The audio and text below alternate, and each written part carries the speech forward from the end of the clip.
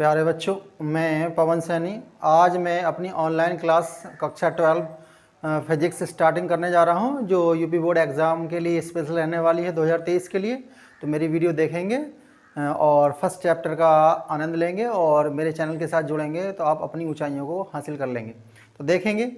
तो देखिए, आज का हमारा फर्स्ट चैप्टर है कूलाम नियम तथा वैद्युत क्षेत्र। इसमें से कुछ इंपॉर्टेंट टॉपिक मैंने लिए हैं जो आपको इंपॉर्टेंट रहने वाले हैं, तो देखेंगे। फर्स्ट है आपका वैद्युत आवेश। वैद्युत आवेश की अगर डेफिनेशन की बात करते हैं तो किसी पदार्थ का वह गुण जिसके कारण वैद्युत तथा चुंबकीय प्रभाव उत्पन्न करता है, वो हमारा वैद्युत आवेश कहलाएगा। आवेश की अगर प्रकार की बात करते हैं बच्चों, तो यहाँ दो प्रकार हैं। फर्स्ट आपका धन आवेश है, सेकंड ऋण आवेश है।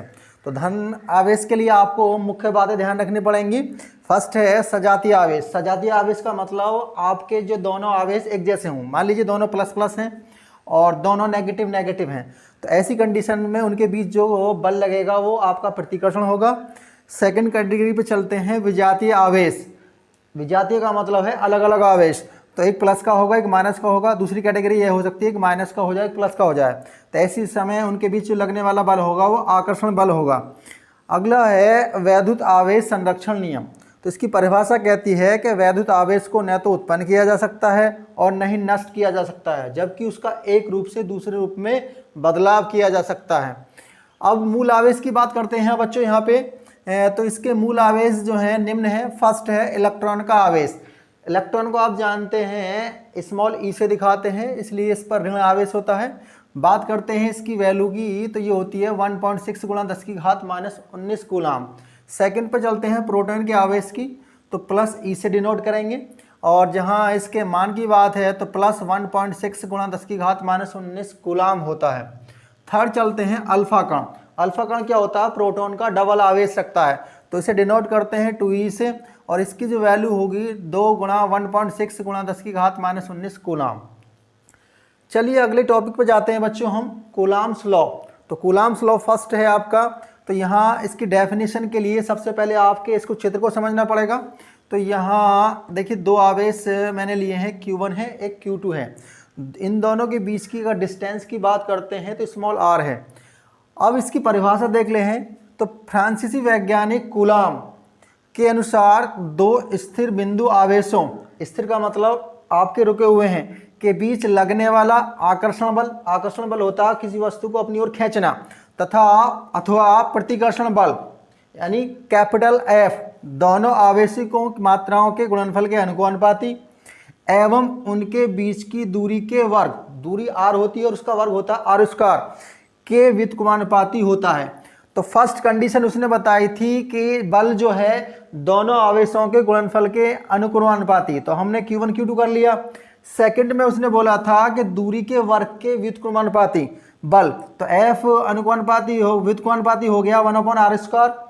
अब क्या करते हैं आप, फर्स्ट समीकरण और सेकंड समीकरण को एक साथ ले लेते हैं। तो दोनों तरफ F है तो मैं F ले लिया है। यहाँ देखते हैं यहाँ Q1 Q2 और अपॉन r² हो गया। जैसे ही अनुपाती का निशान हटाते हैं तो एक स्मॉल k जोड़ते हैं into Q1 Q2 upon r², ये F बराबर हो जाता है। Q की बात करते हैं यहाँ पे k, स्मॉल k जो है ये अनुपाती नियतांक है, कि स्मॉल k जो है अनुक्रमानुपाती नियतांक, और इसके मान की बात करते हैं तो इसकी वैल्यू होती है 1/4πε0k। अगर इसके मान होता है 9.0 गुणा 10⁹ newton metre square upon coulomb square. चलिए अब समीकरण 3 से हम क्या कर लेते हैं, यहाँ पर F की वैल्यू निकाल देते हैं। तो F हमारा हो जाता है 1/4πε0 Q1 Q2 अपॉन r²। जैसा मैंने ऊपर लिखा है कि इसकी वैल्यू होती है 9 गुणा 10⁹, तो यहाँ 1/4πε0 की वैल्यू रख देते हैं 9 गुणा 10⁹ Q1 Q2 अपॉन r²। अब कुछ बातें हैं जो आपको ध्यान रखनी है। देखिए एक कैपिटल K है, मैंने लिया है, पराविद्युतांक होता है, तो यहाँ ये बराबर 1k होगा जब निर्वात की बात करते हैं या वायु की बात करते हैं। सेकंड कैरी पर अगर चलते हैं कैटेगरी पर, k = 1 से अधिक, 1 से अधिक जब होगा सभी पराविद्युतों के लिए। थर्ड में चलते हैं, k की वैल्यू अनंत होगी, वो हमारी होगी बच्चों जब धातुओं की बात करते हैं। इंपॉर्टेंट टॉक आपको ध्यान रखनी है। मेरी मुख्य बात क्या है कि ε0 यानी निर्वात की वैद्युतशीलता इसके अगर मान की बात करते हैं तो 8.85 गुणा 10 की घात -12 coulomb square upon newton metre square. अब देखिए अगर इसके विमीय सूत्र की बात करते हैं तो देखिए सबसे पहले इसका फॉर्मूला कहता है epsilon not equal to 1/4 pi Q1 Q2 upon F गुणा आर स्क्वायर। विमीय सूत्र की बात करते हैं, अगर इसकी विमा निकालनी है तो देखिए यहाँ Q1 जो आवेश है और आवेश की विमा होती है 80, डबल है यहाँ पे इंटू में Q1 Q2, तो दोनों के लिए 80 इंटू 80 रख दिया अपॉन बल की बात करते हैं तो बच्चों बल की विमा होती है mlt-2, तो मैंने mlt-2, दूरी का मतलब है L, तो स्क्वायर है इस पे L स्क्वायर हो गया। अब क्या कर लेते हैं, इनको ऐड कर लेते हैं। देखिए 1 यहाँ पर है 1 यहाँ पर है तो एक ही पावर 2 हो गई, टी का भी 1 यहाँ पे है टी का 1 यहाँ पे है तो टी स्क्वायर हो गया।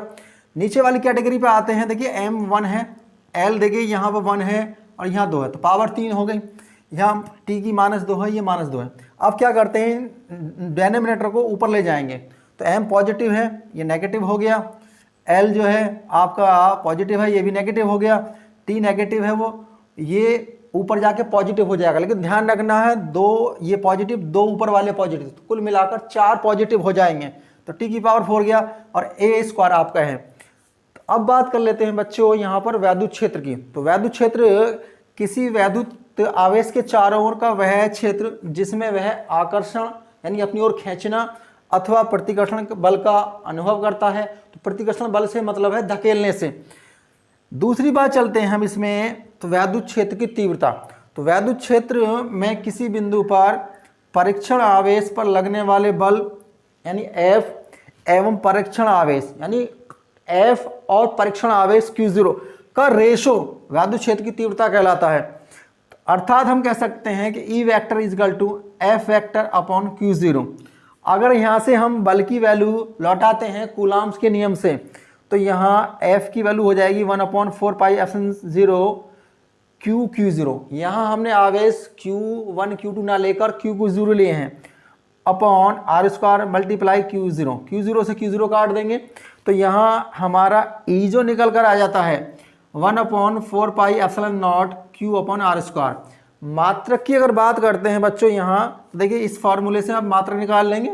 जैसे आप जानते हैं कि बल को जो हम नापते हैं न्यूटन में नापते हैं और Q0 यानी आवेश को कूलाम में, तो तीव्रता का जो मात्रक हो जाता है वो न्यूटन प्रति कूलाम हो जाता है। तो आशा करता हूँ कि मैंने जो बताया है आपको अच्छा लगा होगा।